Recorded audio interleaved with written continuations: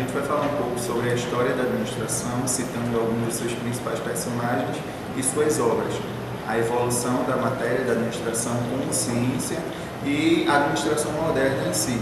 Eu vou falar particularmente um pouco da administração antes de virar ciência, ou seja, do uso da administração pelos povos antigos, falando um pouco primeiramente dos egípcios, que eles tinham uma organização bem interessante em questão de administração, que eles separavam em camada hierárquica o povo, ou seja, tinha o faraó, o governante máximo do povo, e tinha os escribas, que eram considerados os burocratas, e o clero, que são os sacerdotes, que formavam uma mesma linha na segunda parte da hierarquia e compondo a base da pirâmide com os felas, que são os camponeses.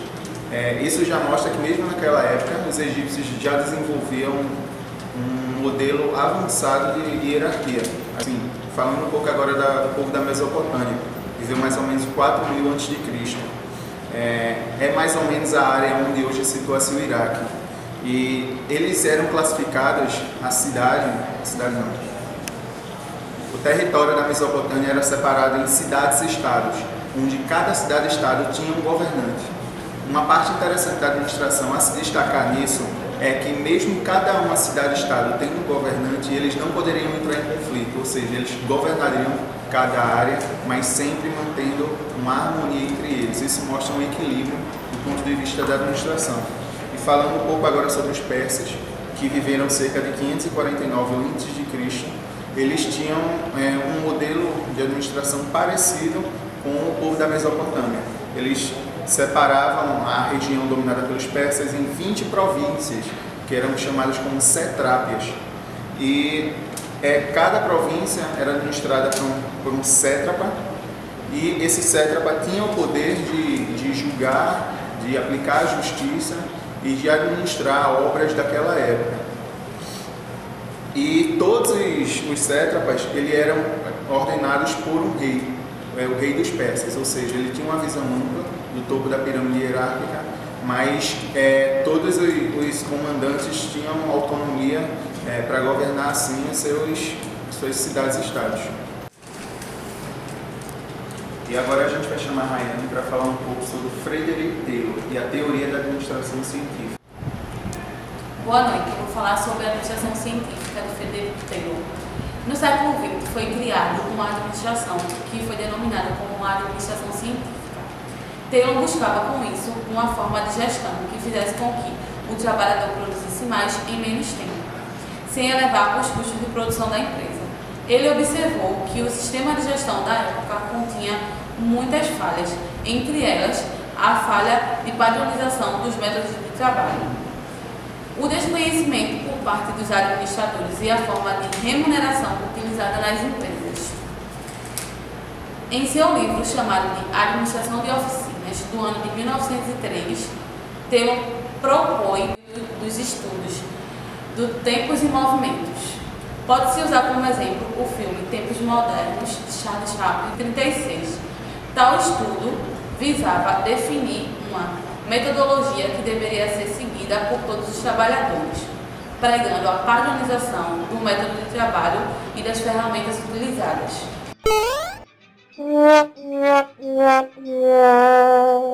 Tipos de administração científicas. Em 1911, Taylor apresentava os princípios fundamentais da administração, que são princípios de planejamento, princípios do preparo dos trabalhadores, princípio central, princípio de controle, princípio da execução. Com a aplicação destes princípios, a administração científica conseguiu alguns objetivos e identificar novas situações importantes para o processo de desenvolvimento da administração.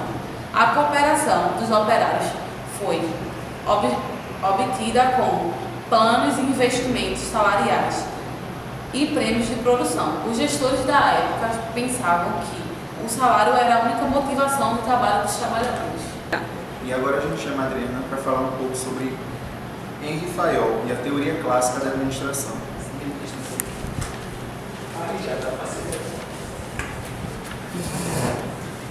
Olá, boa noite. eu vou falar um pouquinho sobre Fayol, a teoria clássica da administração. Ao longo do tempo, muitas teorias da administração de empresas surgiram para analisar e sugerir melhores práticas de gestão que facilitassem o dia a dia nas organizações. Teóricos como Henry Ford, Frederick Taylor, Philip Kotler, Peter Drucker, entre muitos outros, foram e ainda são essenciais para entendermos como funcionam os mecanismos no ambiente corporativo e de que maneira estes podem ser melhorados constantemente. Com base nisso, acredito que seja fundamental aprofundarmos nossos conhecimentos sobre algumas teorias da administração, não só a moderna, mas a clássica também. Pois é essencial entendermos como tudo começou, de que forma os processos de gestão eram conduzidos e como chegamos ao modelo atual que é adotado hoje em dia nas empresas ao redor do mundo. Nasceu em Istambul em 1841, tendo seu pai como referência, que também é engenheiro. Se formou na França em 1860 na Escola Nacional Superior de Minas de Saint-Étienne. Suas pesquisas foram direcionadas ao trabalho, realizado nas organizações como um todo, criando uma teoria que analisava os processos dentro da empresa de cima para baixo, mas trouxe contribuições para a administração moderna que conhecemos hoje. Criou o Centro de Estudos Administrativos, que reunia pesquisadores, estudiosos, pessoas interessadas na administração como um todo, e a obra Administração Industrial Geral, lançada em 1916. Alguns pontos de sua teoria. Fayol foca nos casos de gestão e direção das empresas. Para ele, gestores e diretores devem realizar o trabalho com o objetivo de alcançar os resultados que a empresa se propõe para se manter no mercado. Acredita que a função administrativa da empresa deve ser desempenhada em todos os níveis hierárquicos, não só o alto escalão, e sim por profissionais com capacidades técnicas e operacionais. Operários, administrativos, que estão em cargos de chefia. Segundo Fayol, as principais funções do administrador são visualizar situações futuras, como um plano de ação bem definido, organizar o responsável por articular ações que envolvam os aspectos materiais e sociais da empresa, comandar. O gestor é responsável por dirigir e orientar, coordenar, organizar cada colaborador, que eles realizem suas ações em prol dos resultados esperados. O gestor analisa normas e regras estabelecidas pela empresa, que estão sendo cumpridas pelos demais colaboradores. Fayol também tem os princípios de gestão, que seria divisão de trabalho, autoridade, disciplina, unidade de gestão, unidade de controle, subordinação dos interesses individuais ao bem organizacional, remuneração, centralidade, hierarquia, ordem e equidade. Para falar um pouco sobre Henry Ford e a teoria do Fordismo, a gente chama Rebeca. Boa noite. Eu vou falar sobre a história de Henry Ford. Henry Ford talvez seja uma das pessoas mais conhecidas do mundo da administração moderna. Iniciou sua carreira como um mecânico. Henry Ford talvez seja uma das pessoas mais conhecidas da administração moderna. Iniciou sua carreira como um simples mecânico. Ao passar dos anos, em 1913, a fábrica já produzia 800 carros por dia. Com a implantação da linha de montagem Henry Ford, criou um sistema de esteira que movimentava o carro de forma que cada operário executasse a sua operação. Isto aumentou em muito o movimento, a produtividade. Um carro ficava pronto a cada 98 minutos. A produção em série revolucionou a indústria automobilística. Em 1926, já tinha 88 usinas e produzia 2 milhões de carros por ano.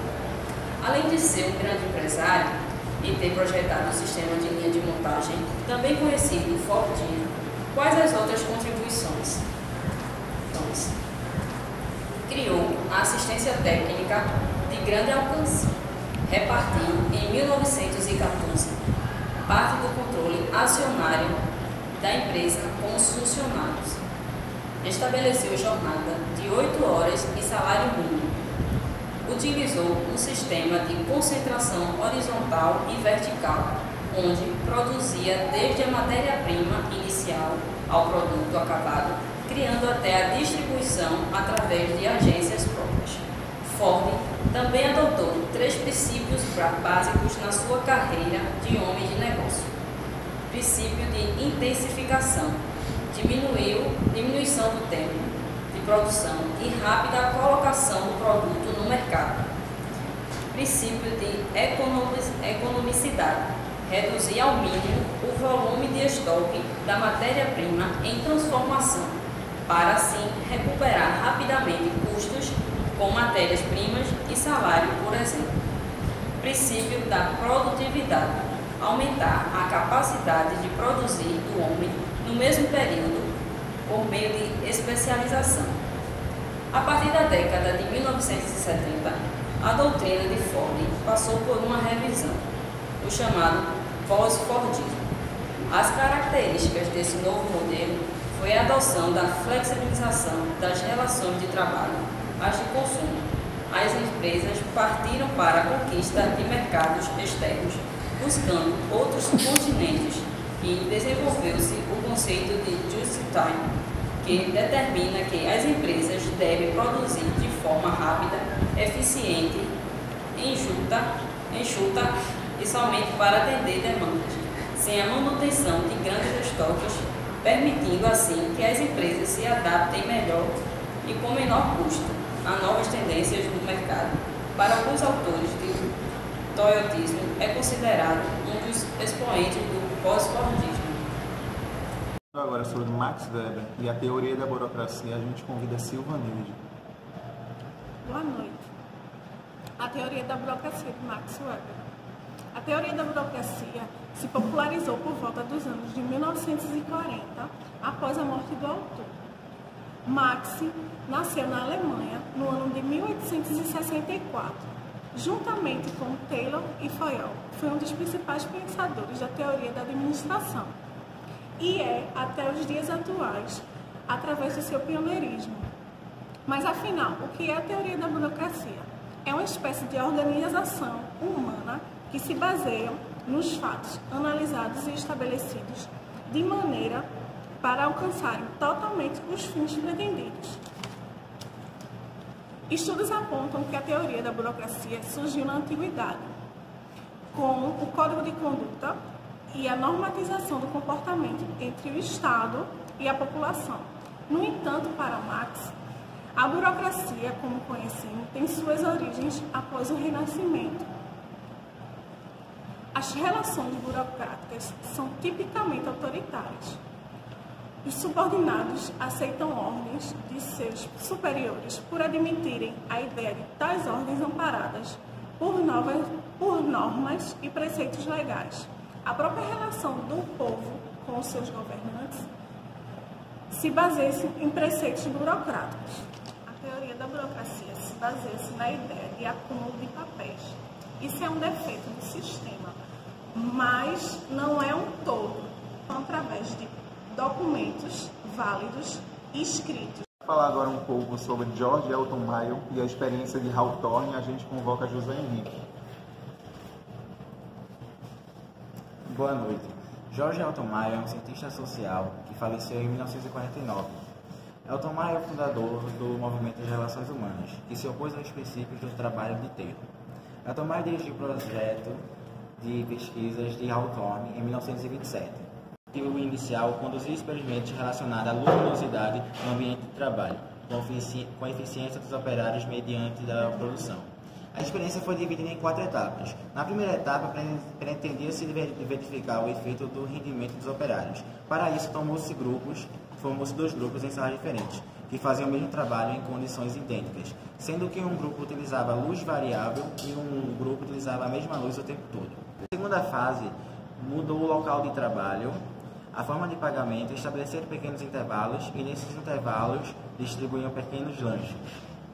fase, os pesquisadores foram se afastando do estudo das Na terceira fase, os pesquisadores foram se afastando do estudo das melhores condições físicas de trabalho e passaram a estudar as relações humanas. A quarta fase tem como objetivo analisar as organizações informal dos operários. Para isso, foi formado um grupo experimental, que na quarta fase tinha como objetivo analisar a organização informal dos operários. Para isso, foi formado um grupo experimental, sendo que eles eram observados por um pesquisador e entrevistado temporariamente por outro grupo. E o pagamento era baseado na produção do grupo. Para falar um pouco sobre Peter Drucker, que até hoje é considerado o pai da teoria da administração, a gente chama Eduarda.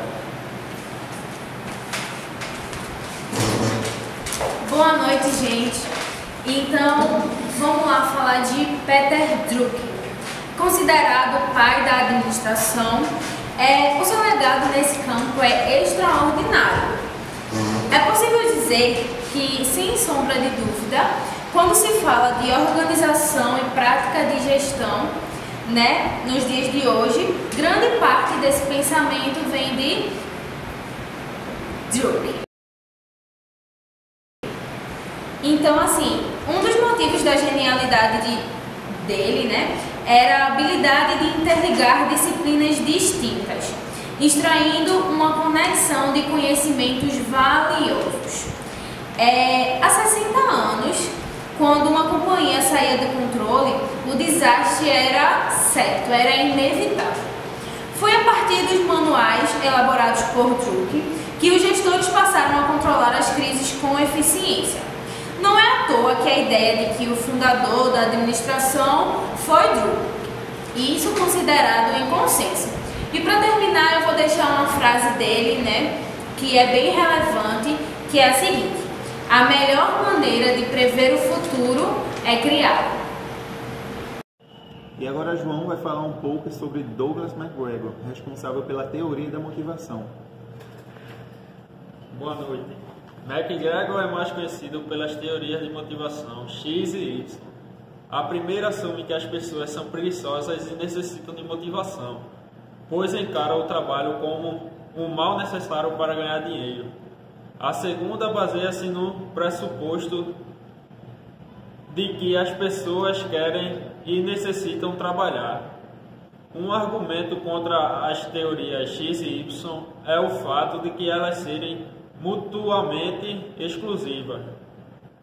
Para o contrapor, antes da sua morte, McGregor estava desenvolvendo a teoria Z, que sintetizava as teorias X e Y nos seguintes princípios: emprego à vida, preocupação com os empregos, controle informal, decisões tomadas por consenso, boa transmissão de informações do topo para o nível mais baixo da hierarquia, entre outros. E Joana agora vai falar um pouco sobre Hidalberto Chiavenato e sua obra, A Importância para a Administração. Boa noite, vou falar um pouco sobre Hidalberto Chiavenato. Nasceu em São Paulo em 1983. Dificilmente falar em administração em que seu nome não seja tocado. Chiavenato tem mais de 30 publicações, sendo um dos seus destaques Introdução à Teoria Geral Administrativa. Esse livro foi um deles mais vendidos. Também tem Gestão de Pessoas, Administração de Novos Tempos e muitos outros. Ele também publicou 17 livros na língua espanhola, se tornando o brasileiro com maior número de publicações nesta língua. Chiavenato formou-se como doutor e mestre em administração, se graduou em filosofia e pedagogia com foco em psicologia e também se graduou em direito. Produz suas pesquisas e aborda conceitos por meio de seus livros. Aborda conceitos sobre gestão de pessoas. Quem atua na área administrativa sabe de longe o valor e a importância de Chiavenato. E para falar um pouco sobre a importância do período da Revolução Industrial, a gente convoca a Beatriz. Boa noite. O fenômeno que provocou o aparecimento da empresa e da moderna administração, ocorrendo no final do século XVIII e se estendeu ao longo do século XIX, chegando ao limiar do século XX, foi a Revolução Industrial. Esse fenômeno trouxe rápidas e profundas mudanças econômicas, sociais e políticas. A Revolução Industrial teve início na Inglaterra com a invenção da máquina a vapor por James Watt em 1776. A aplicação da máquina a vapor no processo de produção provocou um enorme surto de industrialização, que se estendeu rapidamente por toda a Europa e Estados Unidos da América. Nós podemos ver esse acontecimento rápido pelo curta-metragem de Charlie Chaplin representando, tempos modernos. A Revolução desenvolveu-se em duas fases distintas.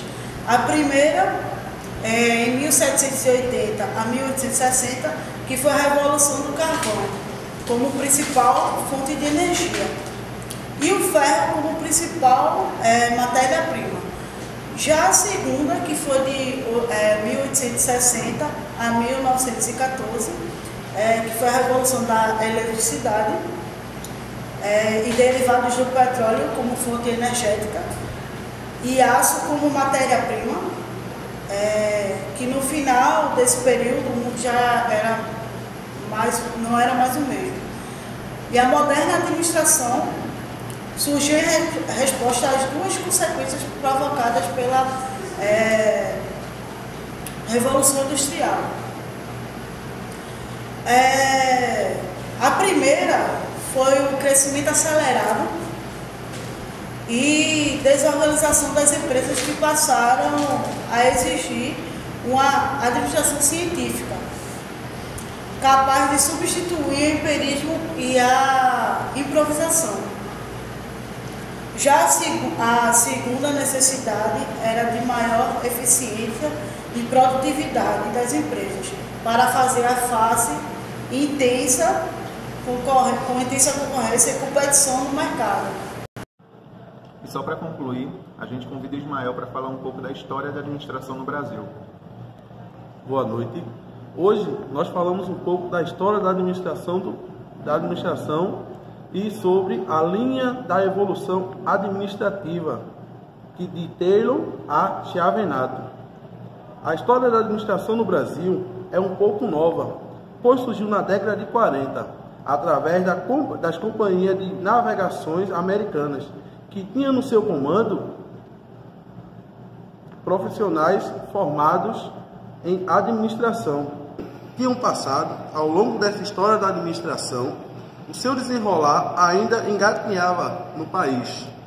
Afinal de contas, a história da administração do Brasil, no ano de 1965, por meio da sanção da lei de número 4.769, no dia 9 de setembro de 1965, dia que essa lei foi aprovada. Antes disso, o Brasil já funcionava a partir de boas práticas desses pilares da administração. Antes disso, o Brasil já funcionava a partir de boas práticas desses pilares na administração. Faltava a sua aplicação cotidiana, a teoria fundamentada para qualificar mais a tomada de decisões do empresário. Na década de 1930 e 40, uma tardia revolução industrial ocorreu no país, mas buscava a necessidade de procurar estudar e entender a administração, para não ver os seus negócios caírem, sim, eles alavancarem.